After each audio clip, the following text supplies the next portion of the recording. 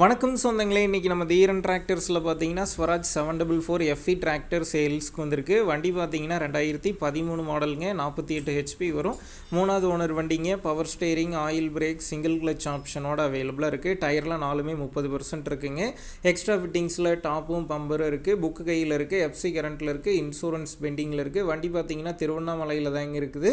நம்ம சேனலில் உங்களுடைய விவசாய கருவிகளை சேல் பண்ணணும்னு நினச்சிங்கன்னா நம்ம சேனல் அபவுட் பேஜில் என்னுடைய கான்டாக்ட் நம்பர் இருக்குது.